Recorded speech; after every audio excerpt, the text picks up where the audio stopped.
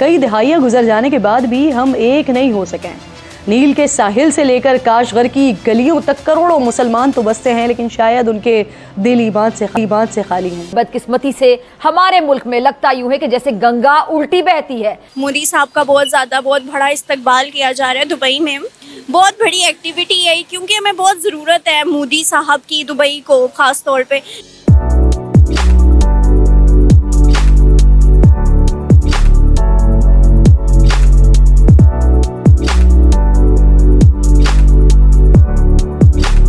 आपने देखा कि अरब लीडर्स किस तरह प्राइम मिनिस्टर नरेंद्र मोदी के साथ गर्मजोशी के साथ बगलगीर होते हैं, गले मिलते हैं। यहाँ तक कहा जा रहा है कि यूएई में बुर्ज खलीफा के ऊपर इंडिया के प्राइम मिनिस्टर नरेंद्र मोदी की तस्वीर भी चलाई गई और इंडिया का तिरंगा भी। उन्होंने वहां पे एक नया कार्ड आज इंट्रोड्यूस किया जिसका नाम रुपया है। आप हैरान होंगी डॉक्टर साहिबा, जितने खुश इंडियन चैनल और इंडियन एंकर और इंडियन तजिया निगार और इंडियन पॉलिटिशियन। और मैं मोदी साहब की स्पीच सुनी है जो उन्होंने वहां के जो सदर हैं या किंग हैं उनके साथ और उनकी कैबिनेट के साथ बैठ के उन्होंने हिंदी में स्पीच दी है। इंटरनेशनल लेवल पे हमारी कोई वैल्यू नहीं है। मैं टू बी ऑनेस्ट बताऊं, हम यहीं पे बनते हैं और पाकिस्तान बाहर जाते हैं, हमारी कोई वैल्यू नहीं क्योंकि हमने खुद अपनी हरकतें खराब की हैं। मगर नरेंद्र मोदी इंडिया को कहां से कहां लेके, चाहे कतरी अमीर हों, चाहे यूएई के सरबराह हों, सारे के सारे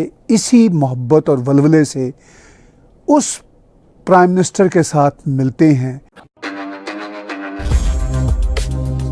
नमस्कार दोस्तों रिसेंटली रिपोर्ट आई है अमेरिका की अखबार ब्लूमबर्ग से, जिसमें दोस्तों ब्लूमबर्ग ने लिखा है कि 2024 में भारत में इलेक्शंस होने वाले हैं, लेकिन उससे पहले हमारे प्रधानमंत्री नरेंद्र मोदी जी पूरी दुनिया को दिखा रहे हैं वे कितने बड़े वर्ल्ड लीडर हैं।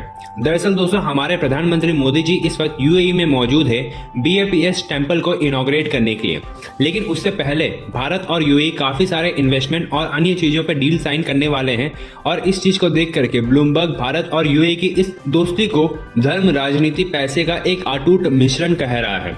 और दोस्तों पिछले महीने ही यूएई के प्रेसिडेंट मोहम्मद बिन जायद मोदी जी के कहने पर गुजरात का विजिट किए थे। और दोस्तों इस वक्त पूरी दुनिया भारत और यूएई के बीच में जो प्रेम है उसे देख करके काफी ज्यादा हैरान है, जहां यूएई के प्रेसिडेंट मोहम्मद बिन जायद हिंदी में ट्वीट करते हुए मोदी जी की तारीफ करते हैं और साइन किए हुए जो डील्स हैं उनके बारे में बात करते हैं। और दोस्तों मोदी जी मोहम्मद बिन जायद को भाई कह करके पुकारते हैं। तो चलिए इसी पर आगे पाकिस्तानी मीडिया का रिएक्शन देखते हैं। अहलन मोदी के नाम से एक बहुत बड़ा कार्यक्रम अबू धाबी में हुआ और अबू धाबी में मोदी जी का स्वागत शेख मोहम्मद बिन जायद ने किया और एक बहुत बड़ा स्टेडियम जो जैद स्पोर्ट्स स्टेडियम के नाम से जाना जाता है, जिसकी कैपेसिटी 44,000 प्लस की है, वहाँ पर मोदी जी के परस्तार हजारों की तादाद में पहुँचे और उन्होंने अरब पेनिनसुला के इस शहर अबू धाबी में मोदी जी का भरपूर तरीके से इस्तकबाल किया। मोदी जी इससे पहले शेख मोहम्मद जायद से मिले और बहुत सारे मुआहदे दोनों देशों के बीच में हुए। और ये है प्राइम मिनिस्टर नरेंद्र मोदी, उनकी पार्टी बीजेपी की सरकार की शराकतदारी मुस्लिम वर्ल्ड के एक बहुत ही अहम देश यूएई के साथ। आपने देखा कि अरब लीडर्स किस तरह प्राइम मिनिस्टर नरेंद्र मोदी के साथ गर्मजोशी के साथ बगलगीर होते हैं, गले मिलते हैं। और ये सीन कोई आज का नहीं है, हम सालों से देख रहे हैं, चाहे मोहम्मद बिन सलमान हो, चाहे कतरी अमीर हों, चाहे यूएई के सरबराह हों, सारे के सारे इसी मोहब्बत और वलवले से उस प्राइम मिनिस्टर के साथ मिलते हैं, जिसको भारत के कुछ मुसलमान और पाकिस्तान के बहुत सारे मुसलमान हिंदुत्व का इल्ज़ाम देते हैं। और हिंदुत्व बुनियादी तौर पर कोई बुरी शय नहीं, ये तो एक सनातनी धर्म की आइडियोलॉजी का नाम है। हिंदुत्व बाकी धर्मों की एक्सट्रीमिज़म की तरह हरगिज़ नहीं। अगर हिंदुत्व बाकी धर्मों की एक्सट्रीमिज़म का नाम होता या इस्लाम के ख़िलाफ़ होता तो मोहम्मद बिन सलमान, शेख जैद कभी भी इस तरह प्राइम मिनिस्टर नरेंद्र मोदी के साथ गले ना मिलते। वो हर बार इतनी ही गर्मजोशी का इज़हार करते हैं और भारत के लिए और प्राइम मिनिस्टर नरेंद्र मोदी के लिए और हिंद के लिए वो वैसे ही अच्छी बातें करते हैं जैसे प्रॉफिट मोहम्मद कहा करते थे कि मुझे हिंद से ठंडी हवा आती है।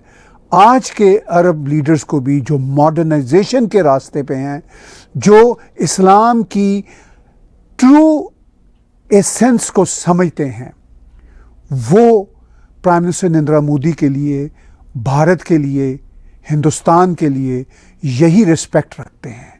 लेकिन बदकिस्मती से ये बात साउथ एशिया के बहुत सारे मुसलमानों को या प्राइम मिनिस्टर मोदी के ख़िलाफ़ पॉलिटिकल विरोध करने वाले, अपने सेल्फ इंटरेस्ट पर बेस करने वाले जो पॉलिटिशियंस हैं उनको समझ नहीं आती।